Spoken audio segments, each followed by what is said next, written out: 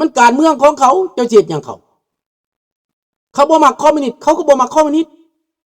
เพราะเขาเป็นประชาธิปไตย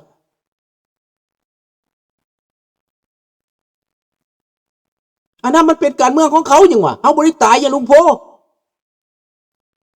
เฮาบ่ได้อินขนาดนั้นมันเป็นการต่อรองของเขาเรื่องธุรกิจการเมืองของเขาอันนั้นแต่เฮามักไผหรือบ่มักไผน่ะนะเฮาบ่มักเผด็จการเฮาฮู้จักแล้วเห็นบ่ล่ะสุดท้ายมากับยุโรปอุ้มเซเลนสกี้ไว้เป็นการเมืองสิพักพละออกจากตัวเองอเมริกาคืออเมริกานะขั้นสั้นเขาสิเป็นมหาอำนาจบ่เขาบ่จ่ายคนฟรีๆได้เนาะอ้าวเจ้าเลือกมาเองก็แปลว่าเจ้ามักทำเจ้าต้องการอะไรนึงเจ้าเลือกทำแม่นบ่วะเจ้าสิเดือดร้อนหยัง4 ปีมันก็ไปแล้วที่เดือดร้อนหยังอเมริกายังเป็นอเมริกาอยู่เจ้าบ่ได้เสียหยังตัวต้อง4 ปีแล้วก็ไปแล้วดีหรือบ่ดีก็3 ปีข้างหน้าเจ้าก็ฮู้แล้วอีกปีนึงเจ้าก็ฮู้แล้วแม่นบ่ล่ะอันนี้คือประชาธิปไตยผลออกมาพูดเข้าห้องผลสรุปพูดเข้าห้องข้าพเจ้านี่ก็เลือกทำถึงมาบ่ได้อยู่อเมริกาก็เลือกทำเป็นหยังจังเลือกทำจุดหมายปลายทางของข้าพเจ้าคือจัดการกับบักจีนเดี๋ยวนี้ไฟไหม้จีนเดี๋ยวนี้นะไหม้อย่างใหญ่เลยพี่น้องบ่แม่นธรรมดาได้ไหม้ใหญ่อีหลีได้มหาอัคคีภัยบุญนะมันสิเกิดยังขึ้นกับพวกเจ้าเบิ่งเอาคนจีนในเมืองจีนก็บ่ได้สนุกปานใดได้ขอบใจน้องจันทวีให้กาแฟมาโอ้ยได้กาแฟมามีกำลังใจละ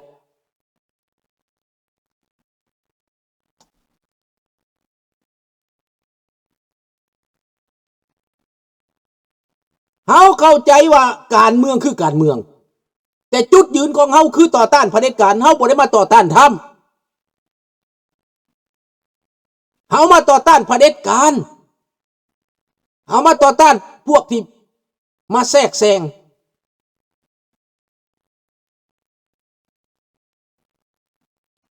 แม่นเกิมทำมาเฮาก็มีเวียกเฮ็ดเห็นบ่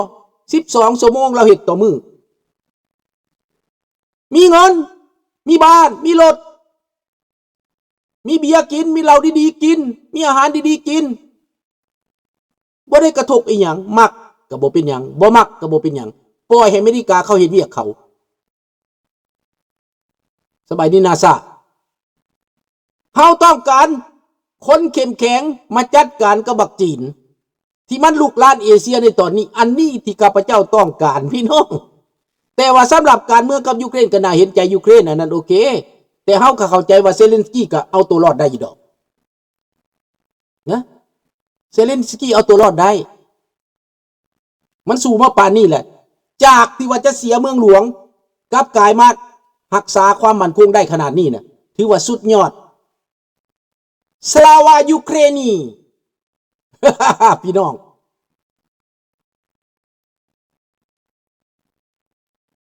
ในตอนนี้เฮาบ่ฮู้จักดอก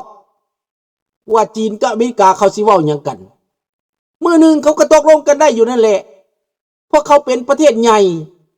เขาเพิ่งกันและกันพี่น้องมันบ่แม่นปัญหาเฮาดอกบ่แม่นเรื่องของเฮานี่นะบ่แม่นเรื่องของเฮาเขาโปรโวกให้จีนนั้นวุ่นวาย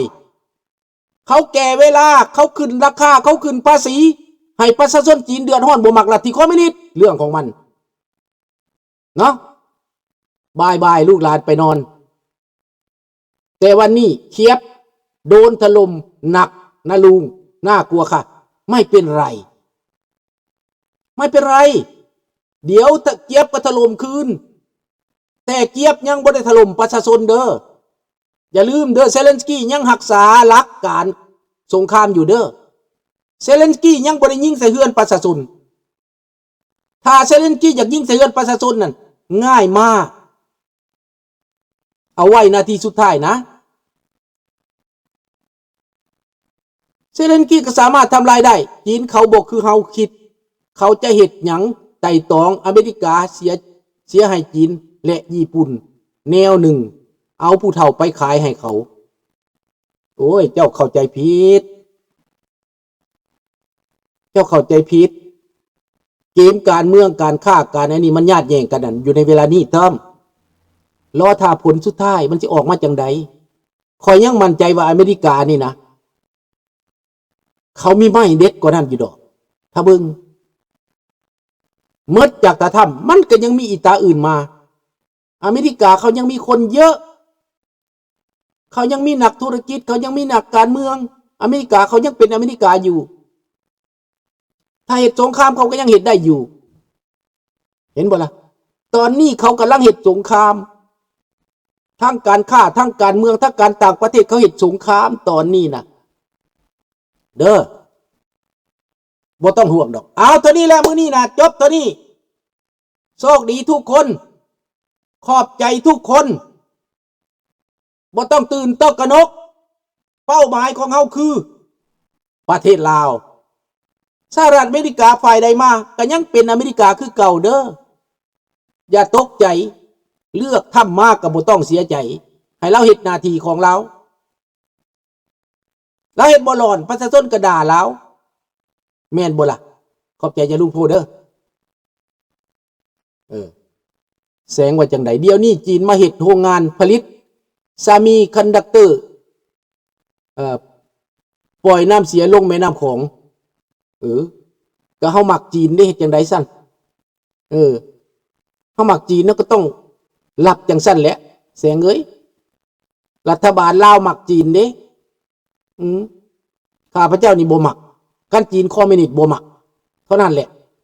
บ่ได้เว้าหลายเรื่องแต่ไฟใหม่เมืองจีนใหญ่เด้อมื้อนี้ไปเบิ่งเด้อเขาไปเบิ่งเด้ออย่างนักเลยแหละ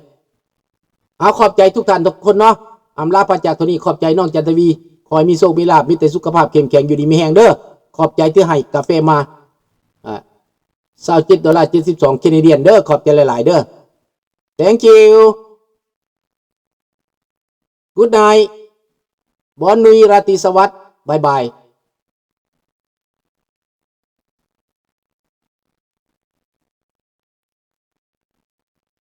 บายบาย